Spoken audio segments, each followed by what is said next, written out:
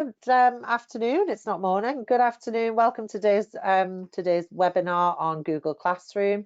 With me, Sarah Zaman, as your host, and we've got Steve Robert as your presenter, whom I'll shortly introduce. I'm the CAS Community Outreach Manager for the North East, for Cumbria and for Yorkshire. And I'm responsible for managing all the hubs, all the communities, and the community leaders in that area. This webinar is part of the CAS Virtual Showcase, which is a 2-week window of webinars designed to support the CAS community.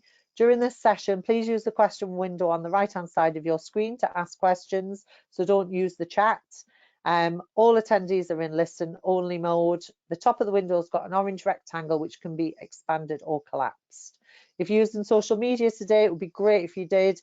If you use the hashtag, if you're on Twitter, the hashtag for the event is #CAS Virtual 20.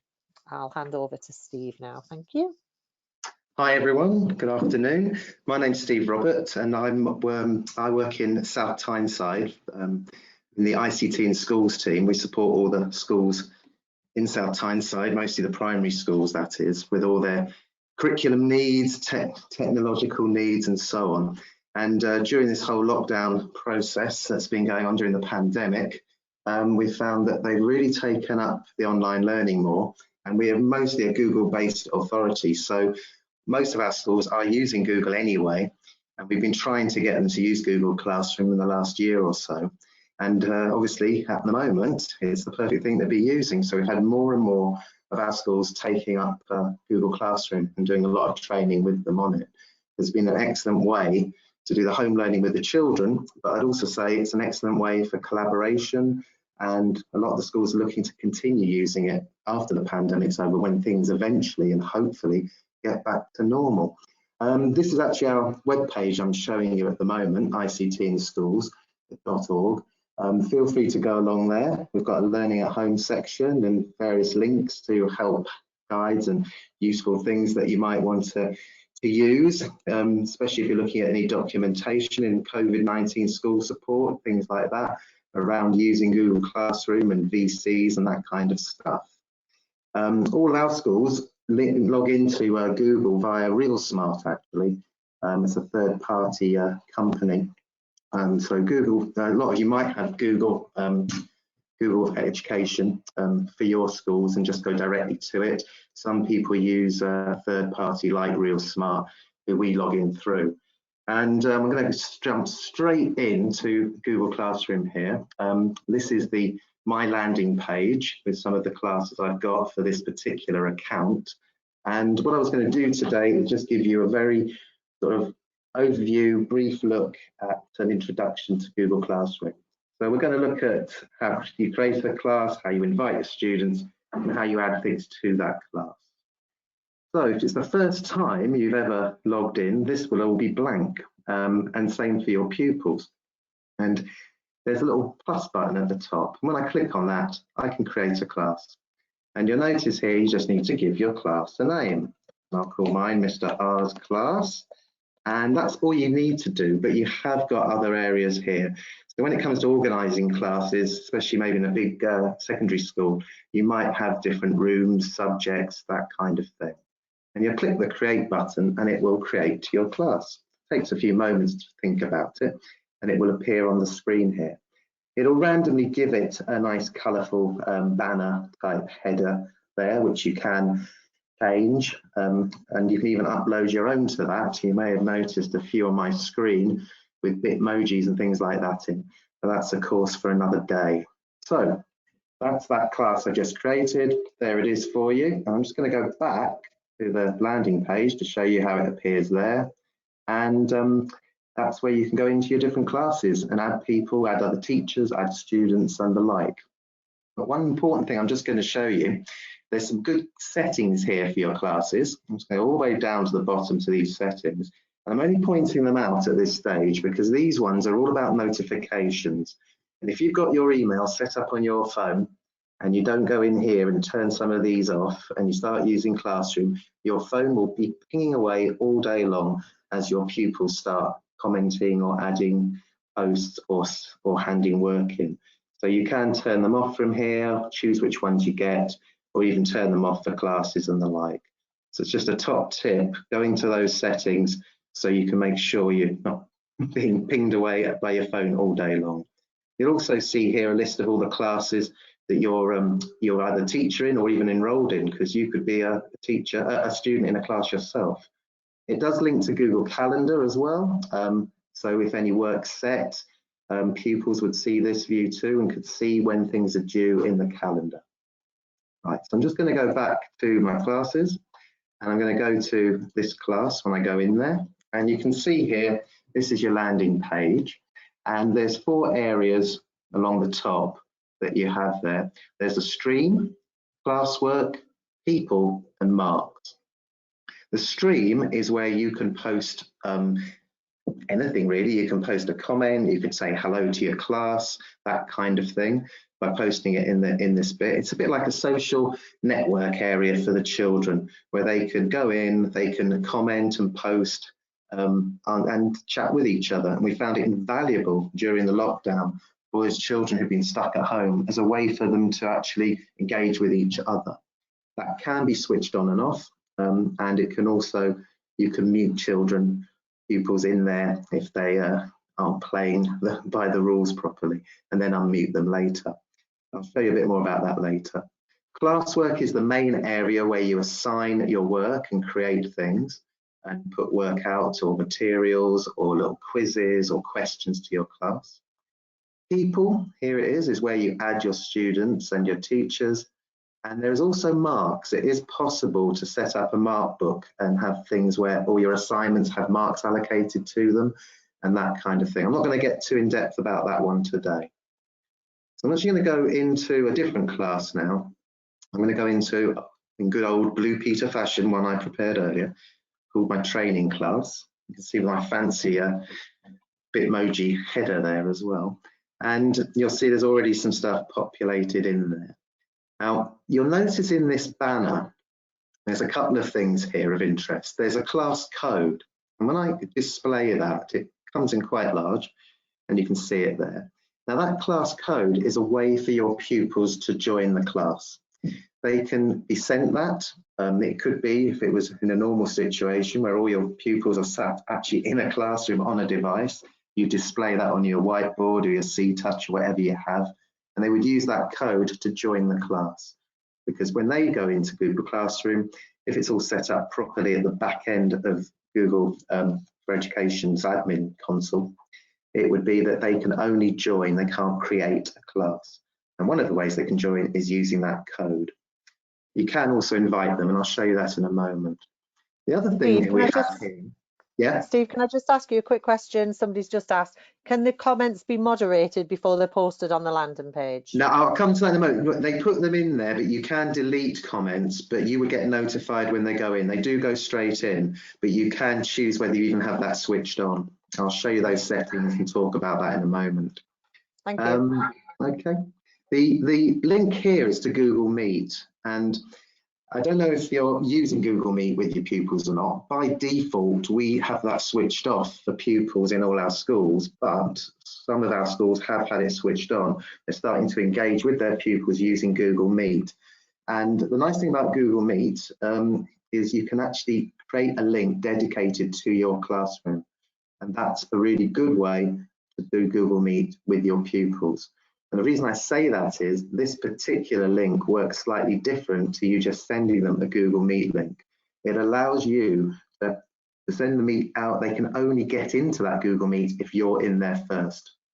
And you make sure you're the last one to leave, and then they can't get back in. So it means that they can't just go off and use Google Meet without a teacher being in there. It's good practice. We always tend to have 2 teachers in a Google Meet when we're with children. Okay. So that's the Google Meet link. It's one of the best ways to use Google Meet with your pupils. So I'm just going to look into the settings quickly, because this is where you can choose what you do with things like the stream and Google Meet and so on. So in these settings, that's where you can edit these class details, especially if you did a typo when you created the class. Here's your class code. You can actually reset that or disable it. You can, resetting it is quite useful sometimes, because sometimes your class code might have a, one of those ambiguous characters in, like an O or an I or something like that. Here's the stream settings. and this is where you can choose what you do. You can have it so only teachers can post or comment. And normally that's where we would start when we use this with our pupils, until the e-safety has been done first, about netiquette, respecting each other, only posting the right things, and so on.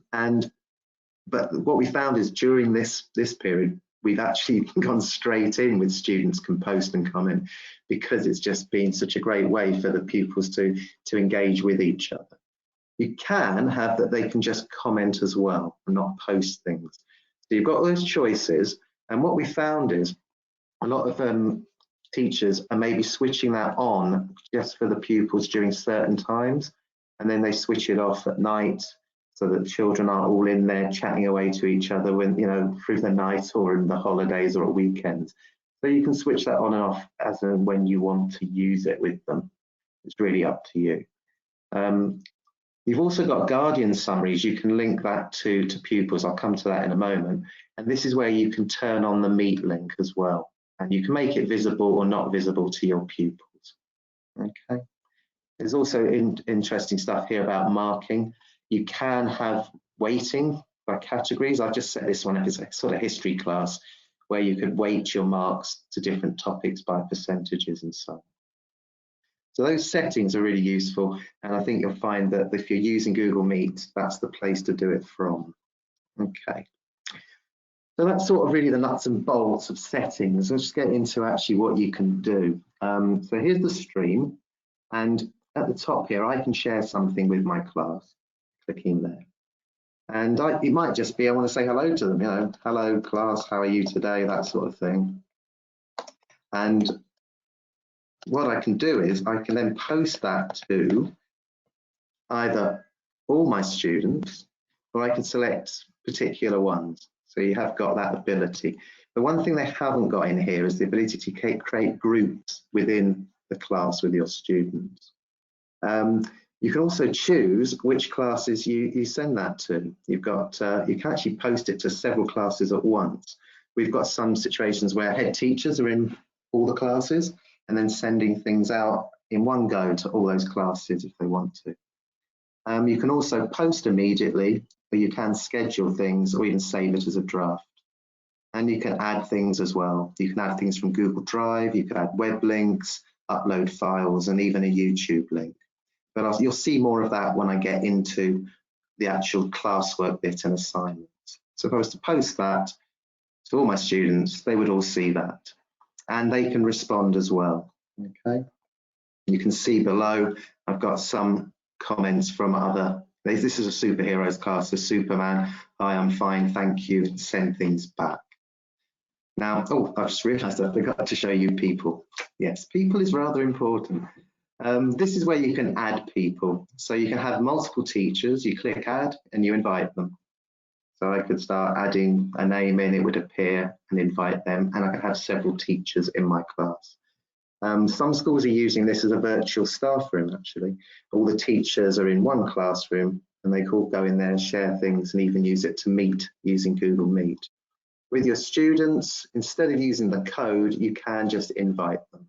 So I could invite Superman or that kind of thing. You see, just click and away you go. If you'll find with Google, it knows all the people who are in the system via their email. So it doesn't take long to use that way to invite a class of 30 children just by adding this add students button. And you can see that they'll appear or it will say invited until they've clicked on the class and joined it. But when you send that invite, they get an email, but going to Classroom on that splash page, all they've got to do is click join. So it's often an easier way than using the class code. From here, you can email your students. You can also do things from here. If I just select them all, bulk actions like remove them or mute them. You can always mute students. And you can even do that from the stream. And that means they can't post or comment until you unmute them. And the other thing here is invite guardians. And you can, I was looking at this the other day, invite up to 20 parents or guardians per pupil. And all that does is, with any email address, it doesn't have to be a Google one, they will receive an update of what the children or the pupils have been asked to do, what work's missing, what work's outstanding. They don't actually get into the classroom, but it allows them to see what the children should be doing. If they've got a Gmail account, they can actually have some settings there about how often they get those updates and notifications. So I'm just going to go into Classwork now. So like I said, the stream is great just for messages and for chatting and commenting.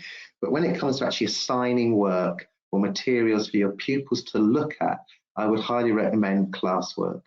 And when you first go in there, you will see that it will be empty. Obviously, this one is prepared, and I've created various elements here, which I'll show you. You also notice along the top, you've got that link to the Google Meet again.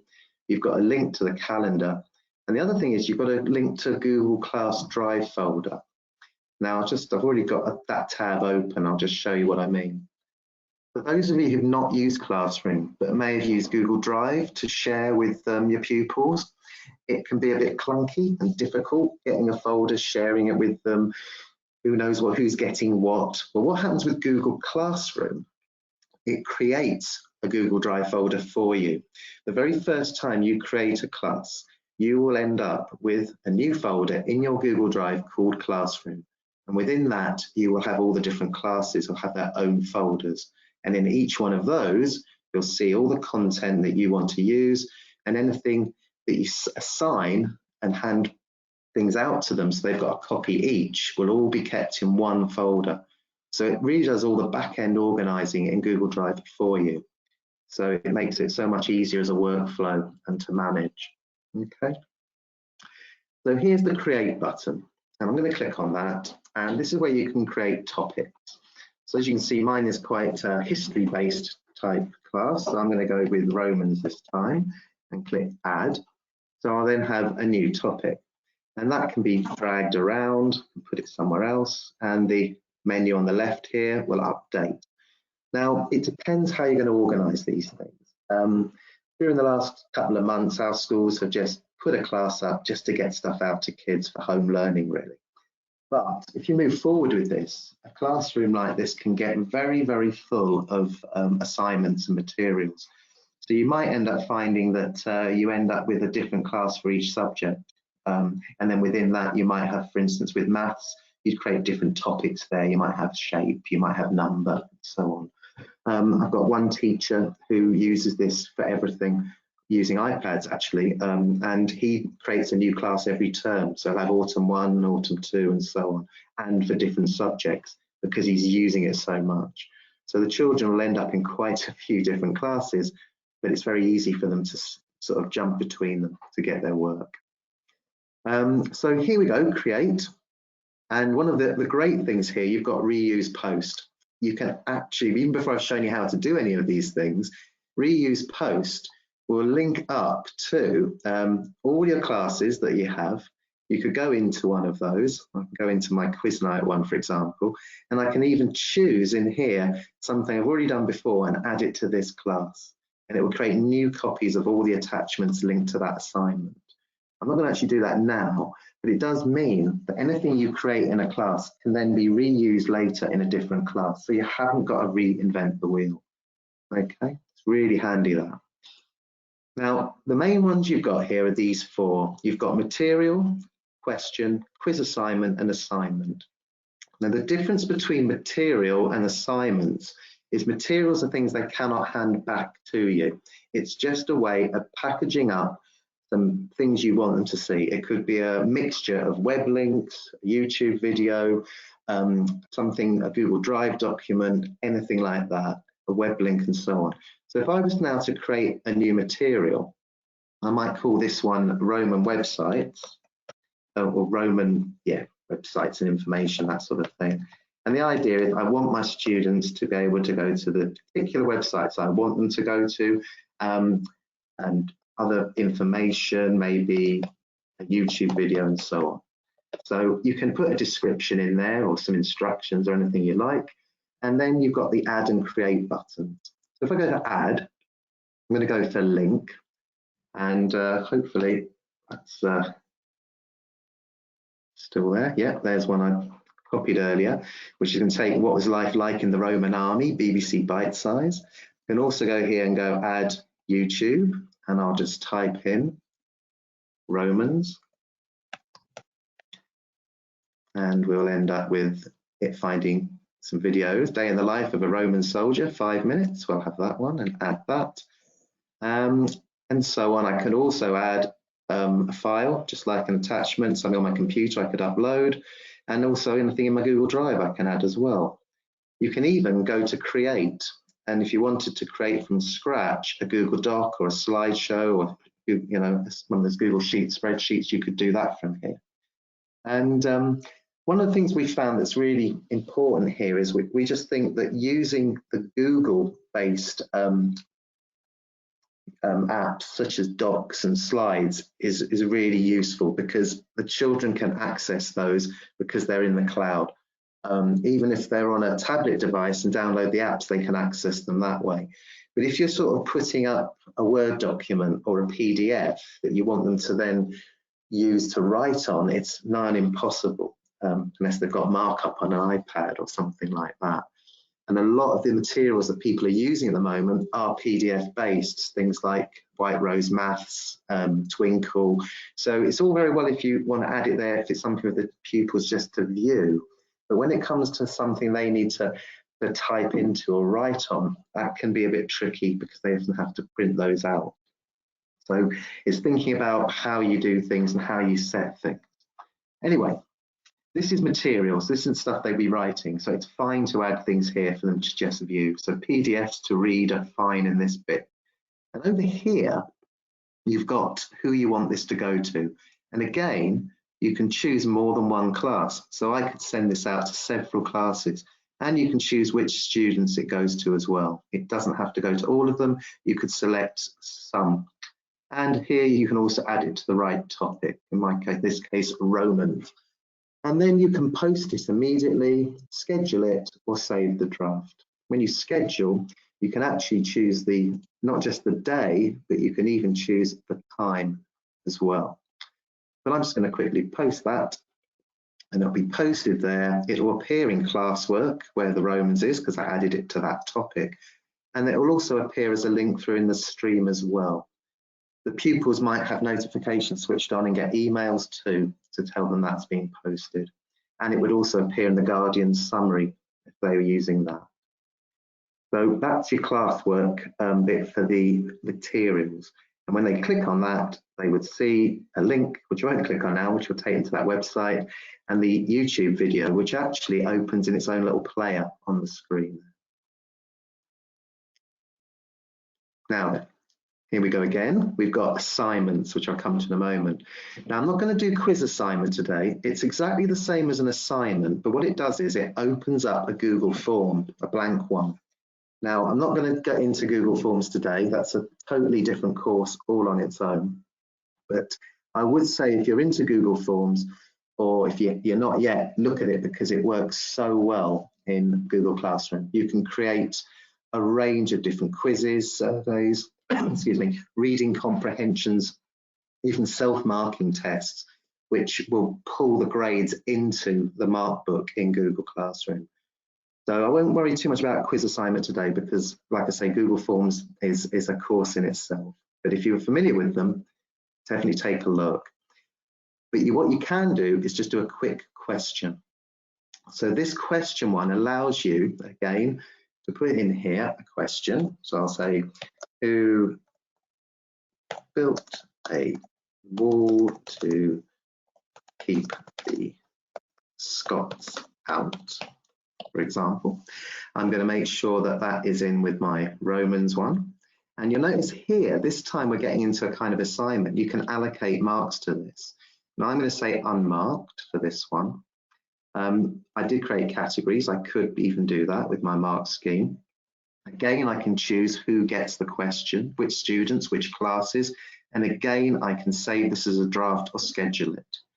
And then I could put some instructions in, but I can choose either a short answer. So at present, they would get this question and have to type the answer in, or a multiple choice. So it's a simple way of just doing a quick, like Google form type question, but you only have the choice of a short answer one or a multiple choice one. So I'm just doing this one quickly here, and I'm just going to click ask the question. Okay, so now the students would have that question asked, and they'd be able to answer it as a multiple choice question. It would come back to you. You can see here, there was one I did earlier, when did the Fire of London start?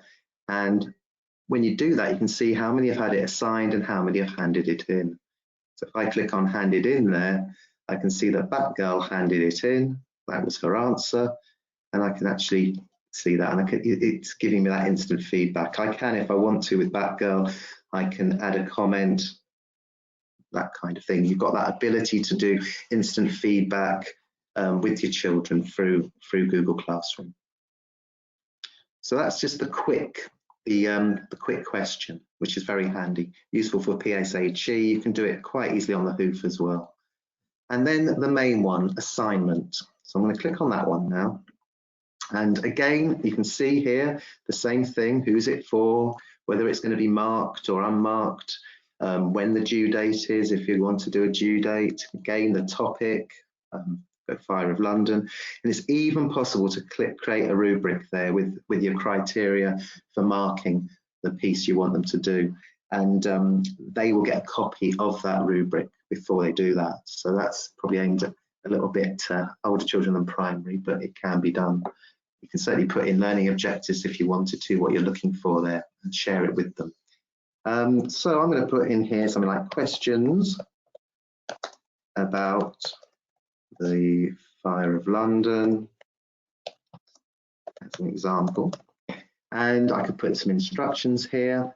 Just like in the stream, you've got this add button. Again, you can add a web link, a YouTube video. So I might say, if I did add a couple of links in here, it could in the instructions say, go to the 2 websites and watch the YouTube video, then answer the questions on the Great Fire of London, something like that.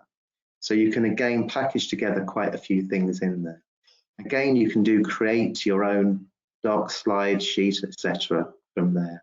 What I want to add in here is, and I'll show you how this works with Google Drive, is a Google Doc I created earlier, which hopefully should appear. That's one, I think, yeah. So there's the questions, the Great Fire of London, and it's just the questions I want them to answer. So when I assign this, they will get a copy of this document, but it's how you do it. There's 3 ways, and this is where it works for you really, really well. You've got students can view the file. So that's a bit like with materials, they can just view this document, but that's no good. I want them to actually answer the questions on it. Students can edit the file. That would be where all the students I assign it to are editing that same document. Again, that's not what I really want them to do in this case, but it can be useful if you're doing something like you want 2 or 3 students to collaboratively work on something. Or you might send out the slideshow where you've got 30 slides for 30 pupils, each pupil having their own slide. You've prepared it in advance. It's got their name on the top of each slide. They go to their slide and let's say write the haiku poem and add a picture. So at the end, you've got one slideshow with a whole class's haiku poems. So that could be a really interesting thing to do, for example. But this is the most popular one, make a copy for each student. So what it does is, when I assign this, it will create a folder. It will put all the copies for all those students in my class, that particular document. And it goes into that Google Drive folder. And it actually attaches their name. So it'll say, Batgirl, the Great Fire of London questions, Superman, the Great Fire of London questions. So it does all that organising for you. I'm not going to actually ask that one because I have got one I prepared earlier. You'll see it here, the Fire of London. And again, it's exactly the same document I was just showing you, but you've got 7 were assigned and 6 have been handed in. I'll actually click on that and show you the document. So this is what I handed out to them. Answer the questions in sentences, and there's some questions about the Fire of London. Okay. But if I go to handed in, I can now see who's handed them in, and I can go straight into the work. Click on that, and I can see back girls' effort answering this. You can again do the feedback. You can do your private comments here, and they can add comments. See, that girl said she tried her best. You can even start adding things into the document as like inserting a a comment and so on. Now, when they're doing this work, they have a little option at the top of the document to turn it in. It's quite American. They use the word turn in. And once it's handed in, they can't edit it anymore. And you can see here, I've got the option to return it. So I could actually put some comments in here and return it so they could carry on working on it. And then they could hand it in again to you. So you've got that lovely sort of workflow between you and the pupils. You can do your feedback, you can do your marking, and you don't have to take a pile of book time. So it's a really useful way to do that. Can I just ask a couple of questions, Steve? Sorry, while you're on your roll, because we've got quite a few coming in. I'm sure I've probably finished actually, so it's a good time. Yeah, and I can answer most of these, but I just can't remember. Can the students see each other's work? No, unless they share it with each other. They can actually share work with each other. And if you've maybe handed something out where you've shared one document with, let's say, 4 students, because you want them all to work on that, obviously they're all working on the same one and seeing that. But no, and I mean, they have the ability to share. Any Google Doc can be shared with other people. It's quite good for peer assessment, that as well, that you can do that. That's brilliant, thank you. And then I know you can do this, but you can go into detail. Can you add an already created slide or doc to the assignment? I just said yes, absolutely. Because remember in Classwork here, when I'm going to edit off this one again, because here you've got that add. So if I go to Google Drive, I can add anything from my Google Drive. Just like I've just added that pre-prepared one on the questions. And in fact, for people who've got things like PowerPoints and Word documents, which aren't in Google Drive, if you add them to Google Drive, they can be converted to a Google Doc or a Google slideshow and then used. And I prefer to do that conversion because then the pupils are more likely to be able to access them. Whereas if I share a PowerPoint with them, it relies on them actually having the Office suite to open it and edit it. So it's a much better workflow if you use slides, docs, etc. like that. That's fine. Just another one, then we'll have the other questions at the end because they're general. But can you set up questions to self-mark? Oh, there's a nice one. Yeah, that's in Google Forms, which obviously I've not done today. With Google Forms, you can do quizzes, and when it's a quiz, it can self-mark. The only problem with that is self-marking for certain questions. If you're using like a long answered question, they can't be self-marked. You have to do the marking. But if it's like a multiple choice or a short answer question, it can be done. But it works best when it's an obvious one-word answer or maths type ones. But it's still quite easy for you to go in and mark them as Google Forms as well. Brilliant. Do you just want to finish? Sorry? Do you just want to sort of carry on with your presentation? I'll leave the rest of the questions. Actually, I've shown you all the things in there. I was about to sort of say that's pretty much it, really. If I just show the marks page here, because you can see here it's like a mark book where you'll see all the different things across the top and the like. I've actually did do a little test. I put it in just this morning as an example. So I will just show you, if you like. This is a Google form. I do some Google form training and I've used that for this. So this is the Google form here. And you can see it's got some different type questions in which they would answer. And this one is set up to mark it and give them instant feedback and tells them the marks they got and what they got right and what they got wrong. So that's one I have done. Maybe we should have done another one from me on Google Forms. But you can always do it at your CAS community, Steve. CAS site, so come along. Yeah, I'm doing it later this week with our teachers anyway. So yeah, Google Forms is really useful. I would say that. Right, okay. So shall I do some more? Yeah, somebody's asked, can you upload a Microsoft Word document? You've covered that. Well, you can, but like I say, it's that access to it. It's so easy to change it to a Google Doc, and then it's easier for the people if you want to actually write in it and so on. What we've done with things like PDFs, like a White Rose PDF, we use a snipping tool or a screen capture tool to take bits out, put it into a Google Doc, and then of course they can see it, and then they can write underneath answers and things. It doesn't work with everything, but it's a way of doing it, rather than just giving them the PDF, and then they can't write it. And they can, of course, just create a document, a blank document, and hand that into you as well. It doesn't have to be one you've pre-done for them. Brilliant, Okay. thank you. Can you change the marking colour? I think, in the actual document, if you add comments and things, I mean, you can type into that document and change the text colour, but when you do a comment, I don't think you can, I'm not too sure. There's probably some Google add-ons as well, which I'm not going into now. There's lots of add-ons, and there'll be ones out there for marking as well. And I think there's Kaizina is one where you can do voice marking and things like that. We can add recorded voice comments and stuff. There's a lot of add-ons that do a lot of things out there. Yeah, there is. Okay, hold on, because I had there was some really good ones up here. Sorry.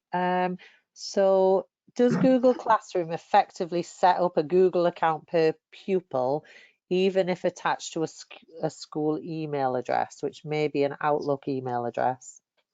You've got to have this works within Google Suite for Education, so you do need to have that Google domain set up with your pupils having accounts in there.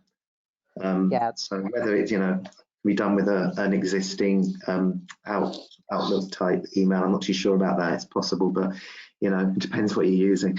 But we're all set up as a Google authority. All the pupils have Google accounts. That's how it works. So somebody's asked, and I know that the schools in your area are all set up, but for different areas, somebody's asked that if you could give us a starting from scratch explanation. What do pupils need in advance? What do school IT managers need to have in place? Can you? It depends on how it's done. In fact, you need a Google domain. Yeah. You need a domain of some sort. It can be linked to your school's web address, but you need to get that G Suite for Education domain link through, and then it's a case of setting up accounts. I mean, we use third parties out there. There has been that offer from the government recently to support schools to set up either the Microsoft 365 or the Google setup, because if you use a third party, they obviously charge, and like Real Smart have with us, and we've been using for years, it gives it a better level of security, and we also use them for the WordPress websites we have at the front end. But I know that at the moment schools can apply for that, and I think it's about £1,500 worth of funding, isn't it? Yeah. To spend with a third party like Real Smart or like GTech or those sort of people who will then work with you to do the setting up and the back end stuff. So maybe worth looking at what that offers out there at the moment. Yeah, we'll get that sent out to everybody because there's a link for that where you sign up for that. Because like Steve says, you can get G Suite for Education free, and you get some support to go with that as well. Also, the NCCE at the moment are offering support for setting up G Suite or Teams as well. So again, we'll send out that link for you afterwards. It's a useful thing to have somebody help you and set that up initially, and we're lucky we do it, like I say, with Real Smart, but because try and do it on your own if you don't know what you're doing, it can be quite tricky. Yeah, I think so. Yeah. And I'm pretty sure that that's everybody's questions. Just for the person who's asked if it'll be available afterwards the webinar, I've just been told these are going to be available within a week or something on the CAS community site, so you can go over what Steve said. I've just put this page up. It's just I mean, I can share the link with you, but it's Control Alt Achieve. It's a site I use, and I've gone in there and just put into Google Control Alt Achieve Google Classroom, and they've got these lovely little short videos about what I've been talking about today. They're just nice little bite-sized videos which you can get into, showing you how to do things like add students, add materials, and so on. I just think they're up to date as well, and they're very handy. So feel free to check that one out. I've tended to use that as my go-to place for help on anything Google now. They're handy. Yeah, that's really helpful. Thank you. Okay. Is there anything else you'd like to share, Steve, or are we going to round up? I've just have any more questions. If I could hang around for a few more minutes, if there were any people who did want to hang on or ask anything, but I think I've pretty much gone through the nuts and bolts of it. It's like a flying whistle stop tour of everything in there. I would just recommend people, if you've got access to Google Classroom, you can create a class as a teacher with just you in it and just have a play and see how it works, you know. It's not like anyone's going to see it if you're the only one in there, but it gets you just used to using things and having a go at it. Okay. That's brilliant. And there's also a Facebook group, I think, for G Suite education. So you can always join there if you've got questions as well. You can go in there. Everyone's just, yeah. So absolute wealth of stuff out there. It's an absolute wealth of stuff when you start looking. Oh, that's Okay. brilliant. That's Okay, great. well, Thank you. thank you. And thanks everybody for joining us today. Thanks, Steve, for presenting. My pleasure. My personal highlights were actually is your Control Alt Achieve website there, which I didn't know about. So that's great. I've just written that down to take away. If you've got any highlights from today, please share them via social media and on the CAS website. And in the CAS Facebook groups, we've got a primary group and a secondary group, lots of discussion going on there, and also information about the other sessions that are taking place in the virtual showcase. At the end of this webinar, a short survey will appear on the screen. We'd be grateful if you could take a minute to complete that survey. Additionally, in a week's time, you'll receive an email with a CPD certificate confirming your attendance at this session. A recording, like I've just said, of this webinar will be available on the CAS website in a week's time. Hope to see you at the other sessions in the showcase. Please do continue to spread the word about the first ever CAS Virtual Showcase. Thanks for joining. Thanks again to Steve. That was really informative. Everybody's put loads of thank yous in there. Oh, good. Thank you. And yeah, and see you next time. Thanks very much. Thank you. Bye. Thank you. Bye.